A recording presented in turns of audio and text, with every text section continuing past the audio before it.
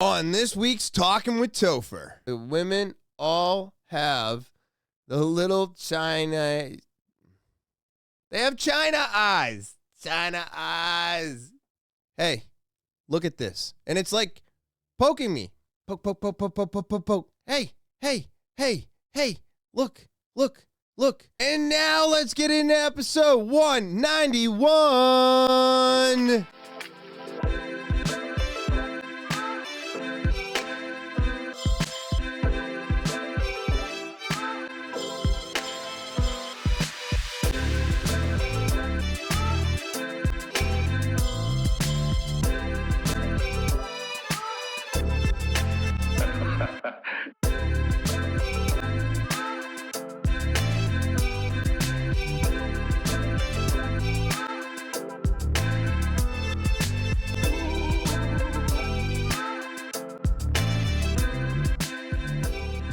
What is happening, TwT fans? It is so good to be back on this November 30th, 2023, and I'm so glad to have you all back here with me. It has been a crazy week, crazy month, crazy year, and now it's almost over.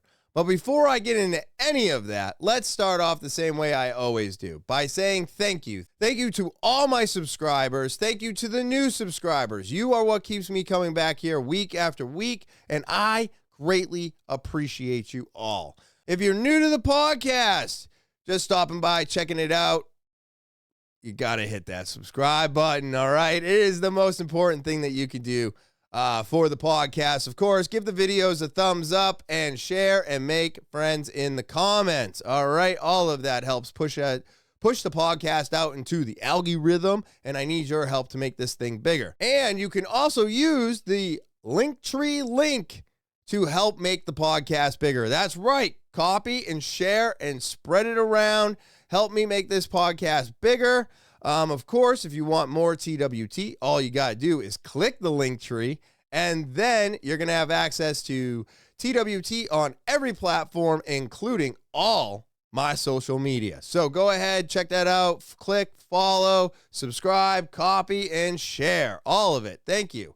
And then, of course, if you want your opportunity to be a guest on this podcast or tell your story, well then, you got to send it over to the official email of the podcast, talkinwithtopher@gmail.com. That's talkinwithtopher@gmail.com.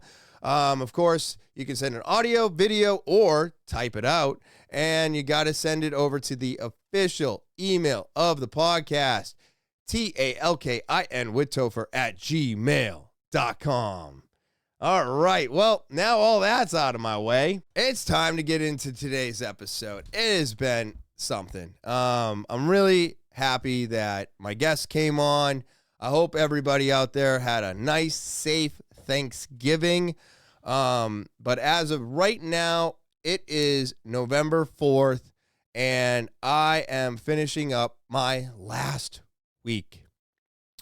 My last week, that's right, at Rap City, Salem. And I have to say that it's been really fun. It's been a great learning opportunity for me, but it hasn't come without sacrifices. And I think that's what I learned most of all, was that I do very well with giving things up, which sounds incorrect in my mind, but it is correct. Even though I missed out on a lot of jujitsu. I missed a full week. I only got one day in last week, or this week coming to an end. It's Saturday now, but anyways.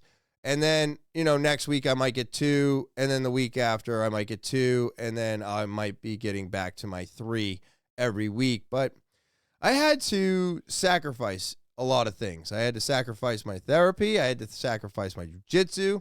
And I do have to say that doing that was difficult. I could feel it. I could really, really feel it. But it also made me realize that I have a lot more time than I'm telling myself.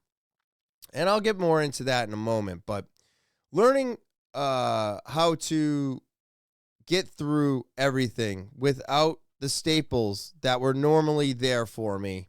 The biggest one being jujitsu, was very difficult. I could literally feel myself getting a certain way, like that old me was coming back out.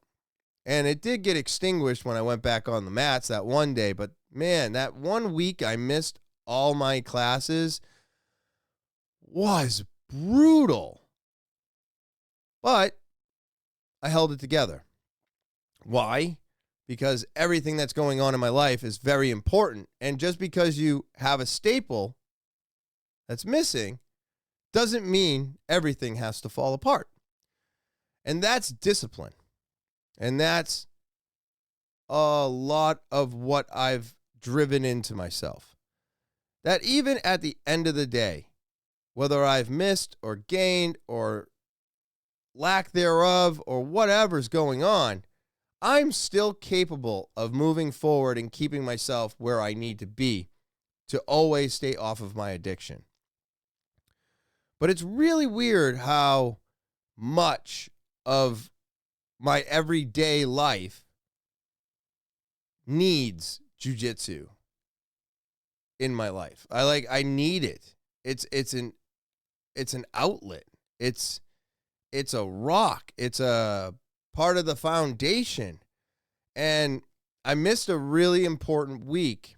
And it makes me sad because, I don't want to miss out on things. But unfortunately, when work calls, there will be things missed. But also, I realized that, I now am in a spot where there's nothing in a franchise that I don't know. There's nothing that a franchisee is going to go through that I can't help them with. So at the end of the day, the knowledge and the opportunity that was given to me, I used it. I utilized it. And now I'm a stronger employee because of it. But I also showed myself what can be done even if those things are not available. Because work gets in the way. And without work, there is no jujitsu at all. So you kind of need your job to go to jujitsu, But if I was to just go to jujitsu, I would be out of a job. But it was very, very eye-opening for me, because what I realized is that I have a little bit more time than I've been telling myself. Working 12, 13-hour shifts 4 days a week, and then a nice 7-hour shift once a week. I was like, holy crap. If I could just utilize my time better, you can fit in your workouts. You can fit in your workouts. You can fit in your jujitsu. You can fit in this. You can fit in therapy. You can fit it all in.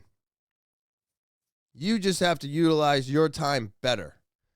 And I will say that the hardest thing for me would be working the 12-hour shift, going to bed, and then trying to wake up the next morning was, oh my God, it was so difficult. And missing out on therapy, for the most part, not the end of the world. Like I said before, it's more of a tool than it was a staple.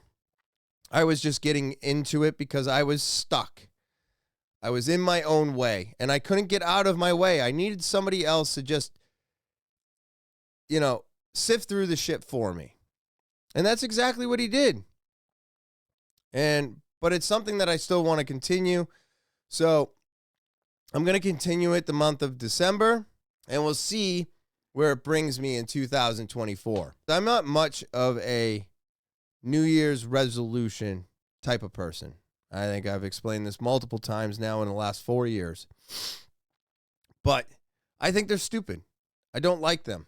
I think that they help you set yourself up for failure, which is not positive. It's not good. It could hold you back. It could stop you from progressing. And the only reason I say this is because all the things that people want to do New Year's resolutions for are things that don't happen overnight. They don't even happen in a month or two. They are things that you need to turn into a lifestyle. It's not something that you can just, I'm going to do this today, right? Because everything that everybody does for a New Year's resolution, I'm going to quit drinking. I'm going to quit smoking. I'm going to quit vaping. I'm going to quit this. I'm going to start exercising. I'm going to go running. I'm going to start jujitsu.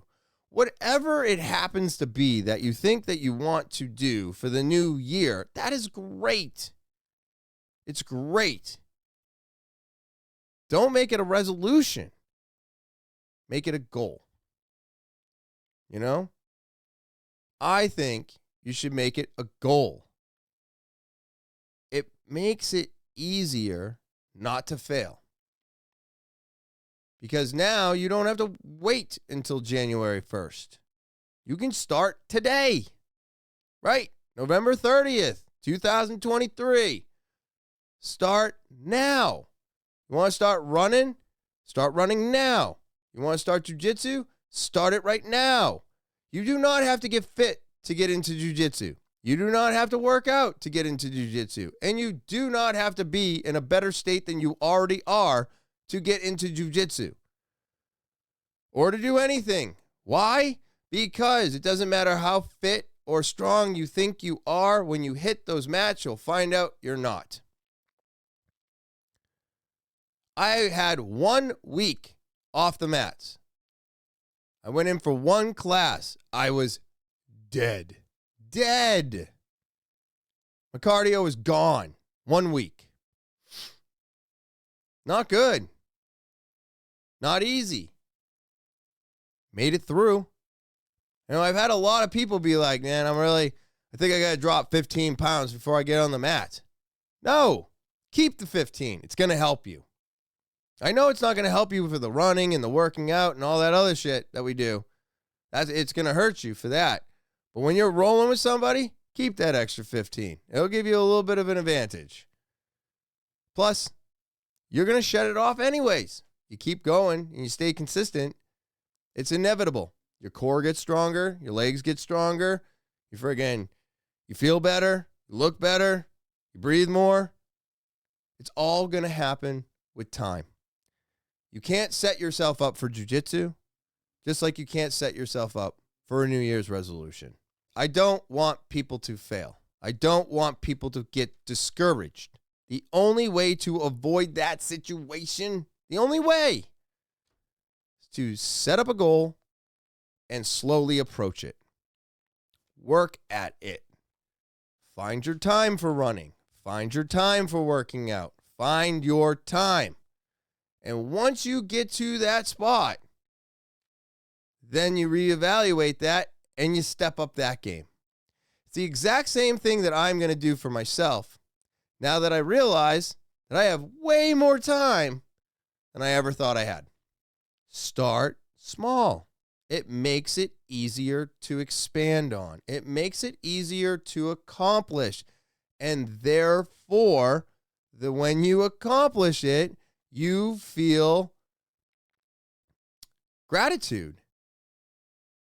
You feel like you did something. That's because you did. You planned and you succeeded. With a New Year's resolution, I do not believe that to be always the same outcome. New Year's resolutions that only benefit the diet companies, the diet food companies that deliver to your house, the gyms, the yoga studios, you name it. anything that has to do with health, the only people profiting are the people that are promising you a new life this January. Don't wait till January. Don't have that last cup of booze. Don't wait to smoke that last cigarette. Let today be that last cigarette. Go and spend all your cigarette money on vaping and never look back. You have to go in with a positive mindset if you want a positive outcome. All right?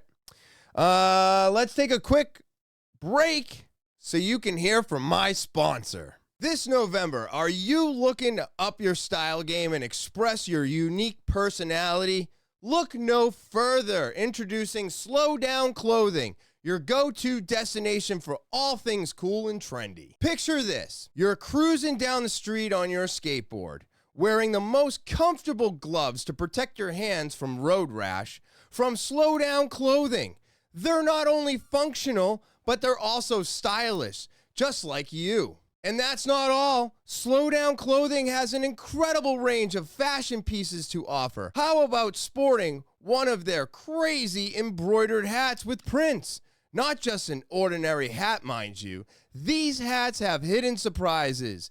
Prints underneath the bill. Talk about turning heads wherever you go. Ladies, we've also got you covered. Slow Down Clothing offers stunning collection of women's leggings that combine comfort and style seamlessly. And for those little ones in your life, they have the cutest tees that your kids will absolutely adore. Slow Down Clothing knows it's all in the details. That's why they offer full kits, complete with pins and socks, so that you can showcase your unique fashion sense head to toe. And as the weather gets colder, Slow Down Clothing has your back. Check out their cozy sweatshirts and sweatpants, perfect for those November chills. They've also got an amazing jacket. You'll be both stylish and warm wherever you go. But wait, there's more. You may think that Black Friday deals only come once a year, but not at Slow Down Clothing. Use the promo code TOPHER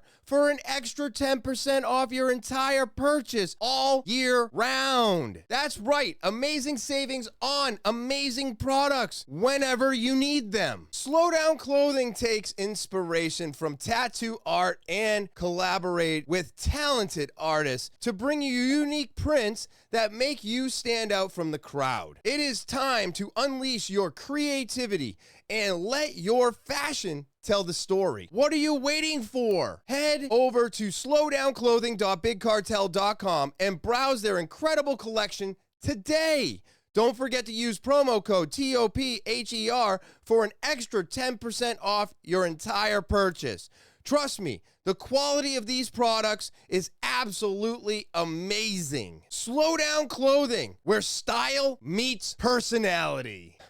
All right, and I'm back, everybody. All right, so I got a few other things I wanted to touch on. Have you ever heard of Bunhams? My wife has been talking about these things for years. She grew up with them. So these things here, and I'll try to make that picture bigger for you, but I think this is about as big as I can make it. Yep, that's about as big as I can make it. So these little things here are so funny to me. And I don't know if you already noticed the pattern. But for some weird reason, and my wife was the one that pointed this out to me, for the most part, all the women are Chinese looking. They've all got the little squinty eyes. They've all got the freaking weird hair. But I guess this was a thing, and these things have been around as long as I've been alive. And I just thought, and I could not stop laughing because I was like, is this for real? Because every single woman.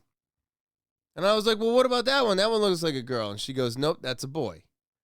And I was like, really? And she's like, yep, That one's a boy. That one's a boy. But you can see the women all have the little China. They have China eyes. China eyes. I just thought it was so funny. I'm like, I don't even understand. I wonder who did that.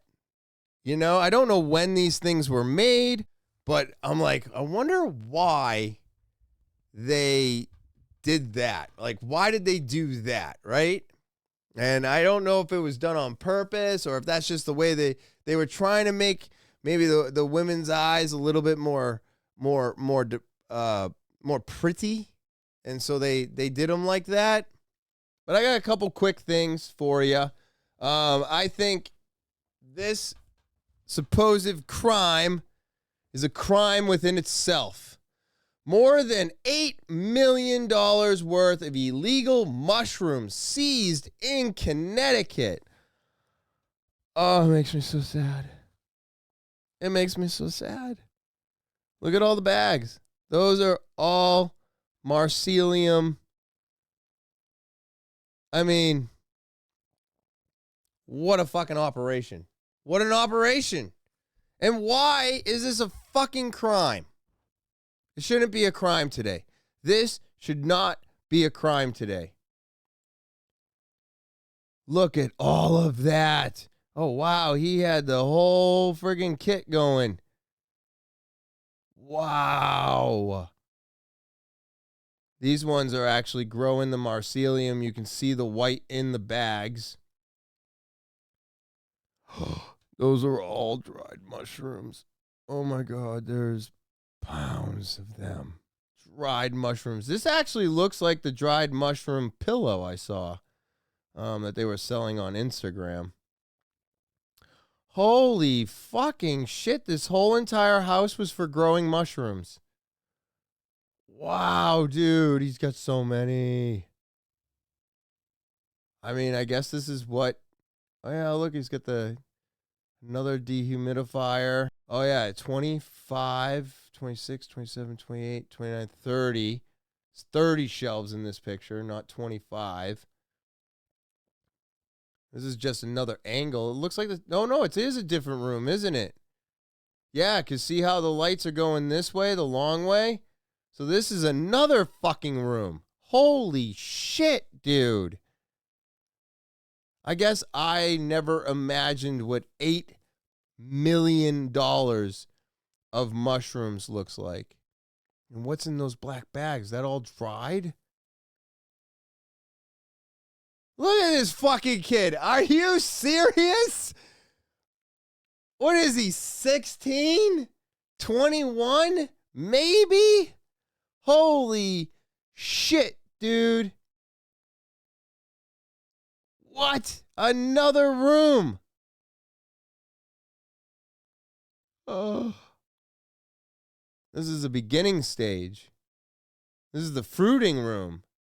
Yeah, look, he's got the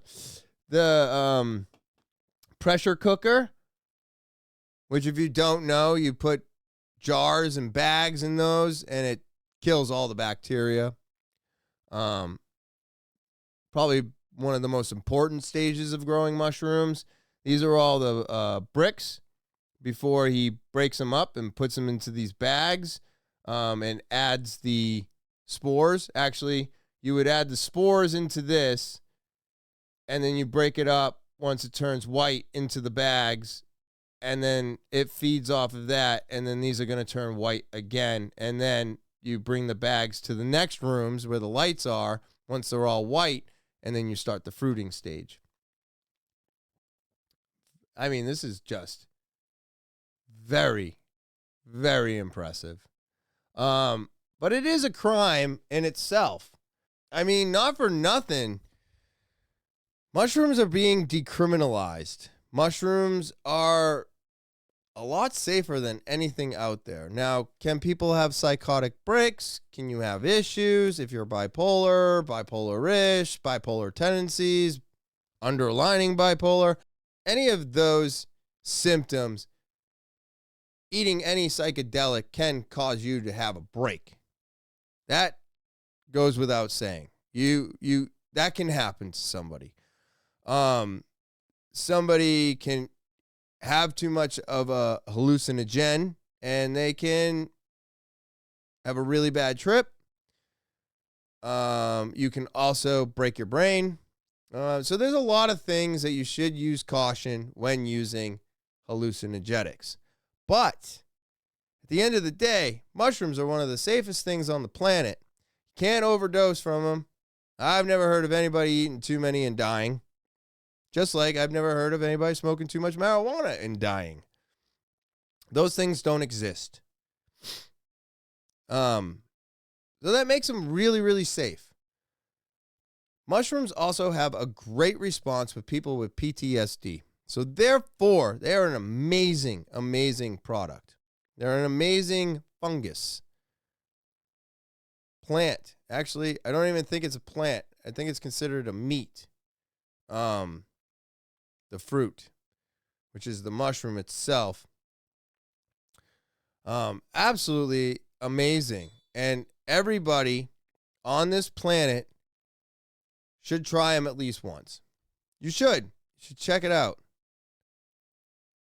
And not because I want you to hallucinate and see pretty pictures, but I think the best way to use mushrooms is to utilize them and look at yourself. I don't think these are a party drug. I don't think these are for fun.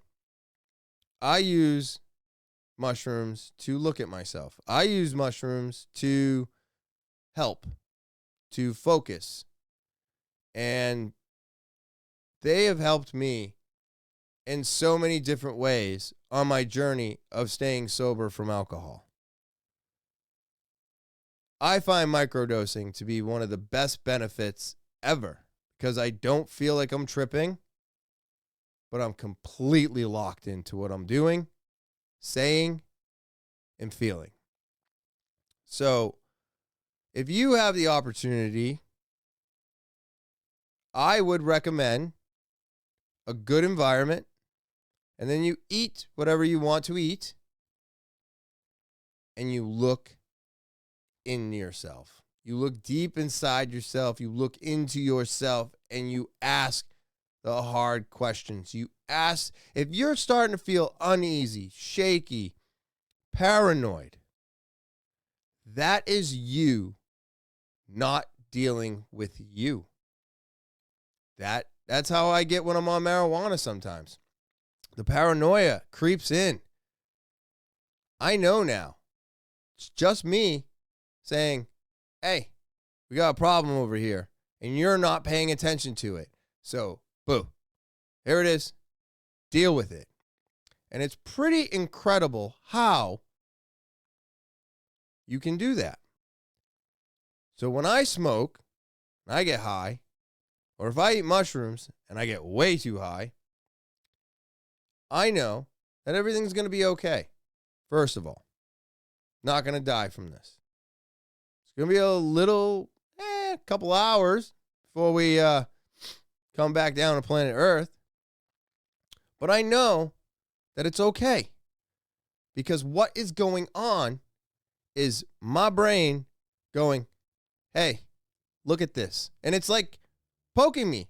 Poke, poke, poke, poke, poke, poke, poke, poke. Hey, hey, hey, hey, look, look, look. And when you look at it, all of a sudden, you get this feeling of nervousness, unsure. But then you're like, what am I freaking out about? Then you realize something completely different than what you're dealing with at that very moment. It could be a loved one. It could be money. It could be you just not working out enough. It could be almost anything. But when you take a psychedelic or smoke a lot of pot, it just wants you to look at you. It wants you to ask you these hard questions. It wants you to figure it out and give it an answer. You will be looking inward and understanding what it is that is stopping you, blocking you, or what's holding you back. You know, sometimes I find that my paranoia lies in simple, stupid things. Like, I'm just worried I'm not going to get the grocery shopping done this day. Or I'm just worried that this isn't going to happen. And then I have to look at myself and go, hey, you have no control over that. If you can't buy groceries this week, whose fault is that? If you can't do this, whose fault is that? And if you want to be doing this, why are you not doing anything about it? But, you know, I digress. I got a couple more here, and you know how I feel about this AI shit. I told you we need to step in and do something before it gets out of control. White House tackles artificial intelligence with new executive order. What? The White House rolled out a sweeping executive order Monday that aims to monitor and regulate the risk of artificial intelligence while also harnessing its potential, making the latest effort to address a rapidly evolving technology that has sparked concern amongst world leaders. Top White House officials argue the executive order is the most significant action on artificial intelligence taken by any government, as leaders around the world race to address the risk posed by quickly changing technology. Given the pace of this technology, we can't move in normal government or private sector pace. We have to move fast, really fast, ideally faster than the technology itself, while White House Chief of Staff Jeff Zients said, recounting President Joe Biden's directive to his team to make AI a top priority. You'll have to continue to be proactive, anticipate where things are headed, continue to act fast, and pull every lever we can. The executive order, which Biden unveiled at an event Monday, is sweeping in scope. It will require developers a powerful AI systems to share results of their safety tests with the federal government before they are released to the public. If an AI model being developed poses a national security, economic, or health risks, the order will compel companies to notify the federal government under the Defense Production Act. The act will also ease immigration barriers for workers skilled in critical areas of AI to study and stay in the U.S., establish standards to prevent AI production of dangerous biological materials, and develop best practices to minimize the risk of AI displacing human workers. So, I mean, this thing is getting crazy, right? We all see where AI is going. We all see how it's being used and utilized and how much we all love it, right? I love it because it writes all my commercials. I love it because I don't have to think. I just love it. And who doesn't love things being done for them, right? That's what AI is going to do. But also going to do your job. It's going to do your homework. It's going to do everything for us eventually. And we have to have laws put into place to protect us from the AI if it ever gets to a point where I guess it could overthrow us. I don't think we can move fast enough. I don't think any laws that you put in or any bills or any legislation put in place today is going to be relevant in a week, a month, a year. You can't write laws for people the same way that you're going to write laws for AI. I think I have a bee in my house. Is it even possible to implement this AI Bill of Rights? I really don't think so. I have a funny feeling that this is one of those situations that once the cat's out of the bag, AI is going to run. It's going to run. It's going to figure it out. It's going to find out that it is way more superior than we are. Why? Because we forget. AI never forgets. I can ask it the same question every day, and it'll answer it the same way. It never forgets. It retains everything. And we, as humans, myself included, can't even remember what last winter was like. You can't. Think about it. We all have like a seasonal amnesia. We've got a video here, and I brought it up a couple weeks ago about the AI robots inside of the Amazon warehouse. Well, guess what, everybody? Here is them actually testing it. Humanoid warehouse robot Digit at Amazon.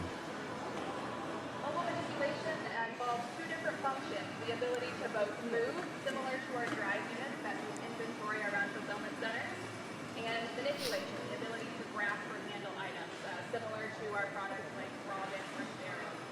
So by combining these into a single factor, regardless of the shape or form factor it can take, we can start to look at automation in different types of areas. Look at how well he keeps it in the green zone. We're excited to be broadening our partnership to begin this early stage testing. The Industrial Innovation Fund is a $1 billion venture capital fund that focuses on innovation across different supply chain technology domains. You might be asking yourself, They're moving kind of slow. I gotta turn this down a little bit though. Look at that. We're looking at here that we're very interested in is tote recycling. So totes are all over the building. You've probably seen quite a few of them today. And after we've consumed the inventory out of them, they need to make their way back into the network so we can use them again and again and again. What is he, stretching? So typically this task is actually automated through the use of a conveyor. So as soon as you're done consuming the inventory, you place the tote on the conveyor and it goes on to be used later down the line. In some of our buildings, we can't use a conveyor because the shape and the size of the space just isn't conducive to that, or you might be very far away from it. Whoa, look at him bend down. Manual and repetitive tasks, typically picking empty totes off the floor and then having to find them where they go. So we're very excited about a solution like this to automate that type of task. As you can see here, Digit is very good at It reminds me of grasshopper legs. higher judgment employee at the end of the conveyor to do the task of selecting the right envelope size. Big bug eyes, grasshopper legs. At Amazon, we have a very rigorous product development cycle, and we are at the very early stages of testing. Like I mentioned earlier today in the keynote, we start with a very small test. Wow. Incrementally build confidence that we're solving the right problem for our customers and improving the employee experience, and that's how we can make it through development. This is actually our first week of testing here at Amazon. We're really excited to be at this point and watch this technology evolve. Wow, my God, man, that is crazy. So you can read the story at GeekWire. I mean, just crazy. This is the future, everybody. This is it. We're here. There's no waiting for it anymore. We're going to have flying taxis. We're going to have Amazon warehouse robots. We have AI laws. The future is here. We are in it. We are in its infancy. Where the future brings us, I have no idea. Some of this stuff is extremely wild and exciting, and some of it is quite scary. But I mean, that robot kept everything in the green zone. It bent with its knees to pick up the lower box. I mean, it did everything correctly. So, is that robot good until something goes wrong with it? Are you going to have to keep them on a maintenance schedule and in a rotation, because like a car, eventually something gives out, or you got wearable parts and they need to be replaced. But then, does it get to a point where that robot knows when there's something wrong with it, it walks over to the parts department, grabs a new part, and it fixes itself? I mean, the possibilities of this, I believe, are endless. The questions, there's so many questions.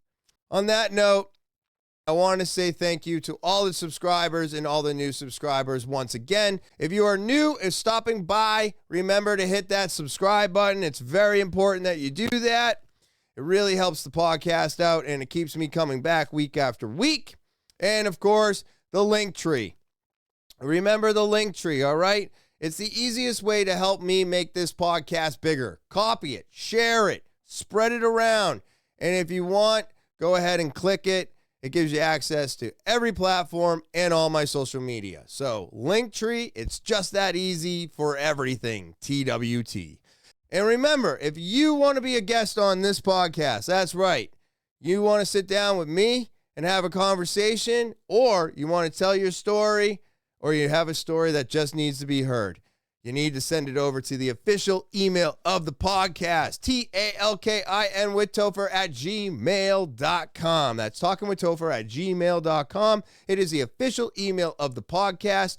And all you got to do is send a video, audio, or type it out. But make sure you send it to the email, talkinwithtopher@gmail.com. That's talkinwithtopher@gmail.com.